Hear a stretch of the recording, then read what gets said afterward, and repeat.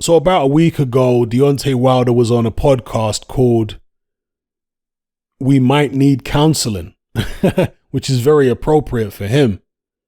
On the podcast, he said boxing is a dirty business. He said it's a money-driven business. Doesn't want to bash the sport. But the interesting part for me, and of course ironic, is where he said management, promotional companies, certain guys don't want their fighters to fight certain guys because they plan for their guys. It's a lot that goes on. The irony in this is just astounding because, of course, this applies to Deontay himself. His people didn't want him fighting Anthony Joshua, hence why they got him to turn down a $100 million deal to fight on DAZN. This is why they got Luis Ortiz to turn down $7 million to fight Anthony Joshua. This is why they got Kalnacki to turn down an awful lot of money to fight Anthony Joshua. This is why they got Deontay himself to turn down multiple offers to face Dillian Whyte. So he's talking about, he's suggesting the reason he's been so inactive of late is management and promotional companies don't want their guys to fight other guys. But that applies to him too. Not being the sharpest tool in the box, this kind of irony will be lost on Deontay Wilder, of course. But it's not lost on me, and I know it's not lost on a lot of you.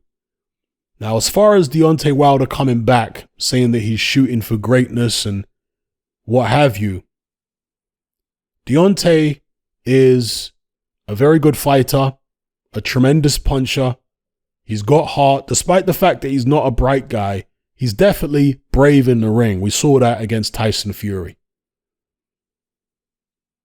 If he has any hope of achieving greatness, redeeming himself, getting back to the top, becoming a major player again in the heavyweight division,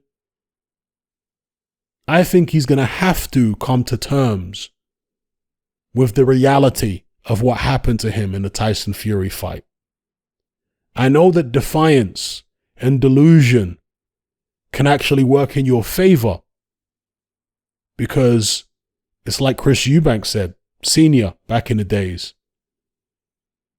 To be successful at boxing, you have to be delusional, or you have to come across as delusional to the average person because you are attempting to do something extraordinary.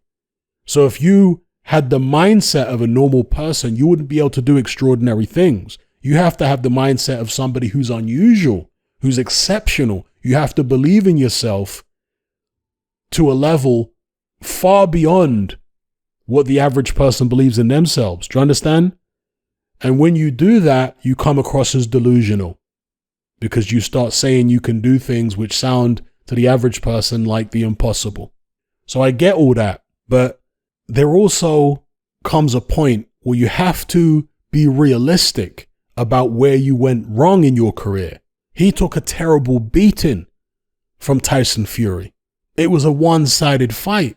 So being delusional in that situation and saying, no, it was all loaded gloves and spiked water bottles and heavy costumes and all this nonsense. You're not going to address the problems with your own technique, your own style, maybe even your own preparation. You're not going to address those issues if you're still blaming all these external factors. The reason that Deontay lost to Tyson Fury had nothing to do with any loaded gloves or any of that nonsense. Heavy costumes, spiked water, none of that. The reason he lost is because he just wasn't as good as Tyson Fury. Wasn't as technically good. Wasn't as mentally well prepared. Tyson Fury did a job on him, not only in the ring, but mentally. Outside the ring, he'd done a job on him. He knew that Deontay would be overconfident. He knew that Deontay would be shocked with the fact that Tyson Fury pounced on him and made the puncher shelter himself. You see? And he shocked even me. I didn't expect him to do that. So if it shocked me, I mean, you can only imagine what he did to Deontay. Deontay still hasn't gotten over the shock of what happened. He still can't believe it. That's why he's in denial and he's reaching for all these excuses. Until he confronts the reality of what happened, then not only do I not see much hope for Deontay against Tyson Fury, but I also don't see much hope for Deontay against a lot of other top heavyweights. Because in order to improve, you have to criticize yourself technically, tactically. You know, one thing you'll find with some of the elite, not only athletes, but musicians and, you know, many other people who are elite in their field, is they are their own worst critics. They're never happy with their work. They go back and they look at their fights, they listen to their songs and they're like, I'm not happy with this, I'm not happy with that, I'm not happy with the other. They become perfectionists, constantly criticizing their own work. Mike Tyson, of course, was like this.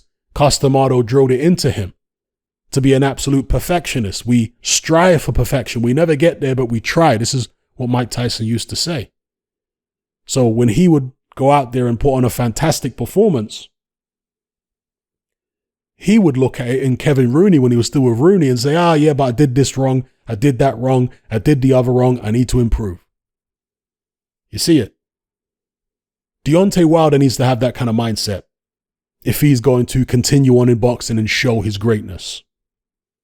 He's going to need to up his game, up his levels. Yeah, sure, he'll be able to knock a few people out with the same old tactics and the same old technique that he's had before.